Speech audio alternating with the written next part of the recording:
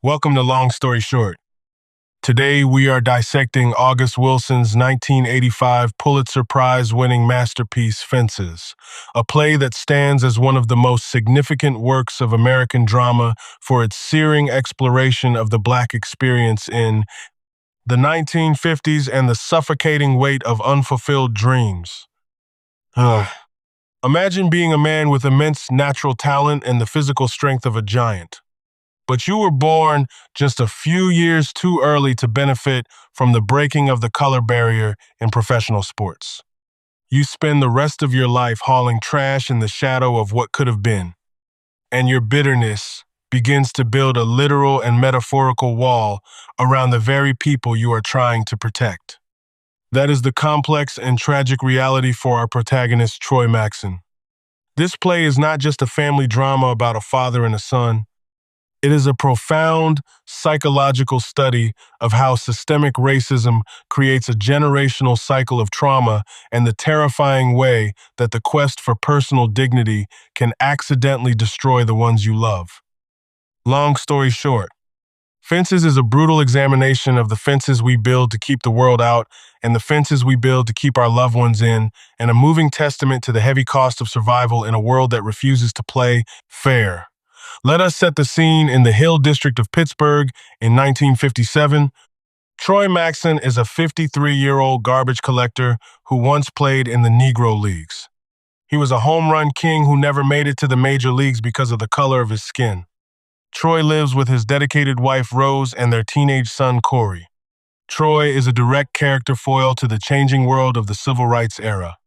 He is a man of the past who believes that hard manual labor is the only safe path for a Black man in America. When Cory is offered a college football scholarship, Troy reacts with pure aggression and fear. He refuses to sign the permission papers and eventually sabotages his son's future, telling the recruiter that Cory is no longer allowed to play. Troy justifies this by saying he is protecting Cory from the same heartbreak he experienced. But it is clear that he is also deeply jealous of the opportunities his son has that he never did. Troy's life is further complicated by his brother Gabriel, who suffered a severe head injury in World War II and now believes he is the Archangel Gabriel. Troy used Gabriel's government disability money to buy the family house, creating a deep sense of internal guilt that he masks with bluster and authority. The ultimate betrayal occurs when Troy confesses to Rose that he has been having an affair and that his mistress is pregnant. Troy describes his infidelity using baseball metaphors, claiming he was safe on first base for 18 years but felt he had to steal second.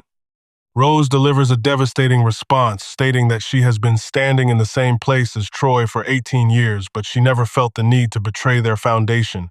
She agrees to raise the innocent baby after the mistress dies in childbirth, but she tells Troy that he is now a womanless man in his own home. If August Wilson's emotionally charged 1985 prose feels overwhelming, and you want to truly understand the core theme of the text, you can get the full audiobook entirely for free by starting an Audible trial with my link in the description below. Listening to the original text is the absolute best way to grasp the rhythmic blues quality of this play's dialogue. Now let us examine the final confrontation and the legacy of the Maxson family. The tension between Troy and Cory finally explodes into physical violence in the backyard. In a symbolic reversal of their roles, Cory stands up to his father and refuses to move out of his way. Troy eventually drives Cory out of the house at the point of a baseball bat, permanently severing their relationship. The play jumps forward 8 years to the day of Troy's funeral in 1965. Cory returns home as a corporal in the Marines, still harboring deep resentment for the man who broke his dreams. He initially refuses to attend the funeral, but Rose tells him that not attending won't make him a man. It will only keep him a boy. She explains that Troy was a big man who filled up all the space in their lives and that his flaws were the result of a hard life spent fighting a world that didn't want him to win. The play ends with Gabriel blowing his broken trumpet to open the gates of heaven for Troy, proving that despite all the pain he caused, Troy is finally at peace. If you want to absolutely dominate your AP literature exam, you need to weave these specific foundational symbols into your final essays. First, we have the fence itself. The physical fence Troy and Cory are building throughout the play symbolizes different things for different characters. For Rose, the fence is meant to keep her family together and keep the love in. For Troy, the fence is a way to keep out the Grim Reaper and the changing world he no longer understands. It represents the emotional barriers he builds that eventually isolate him from everyone he loves. Second, you must discuss baseball. For Troy, baseball is the lens through which he views the entire world. It represents the unrealized potential of his youth and the systemic racism of the past.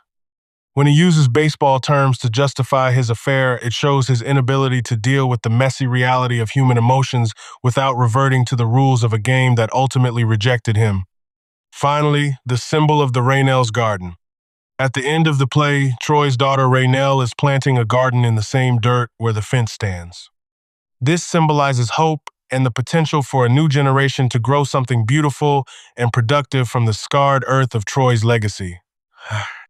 If you have a paper or a test coming up, watching a summary gets you the plot, but reading August Wilson's actual prose is where you master the material. You can grab the physical copy on Amazon or get the audiobook completely for free with an Audible trial using the links in the description below. That is the long story short. Please like and subscribe for more literature breakdowns. See you in the next one.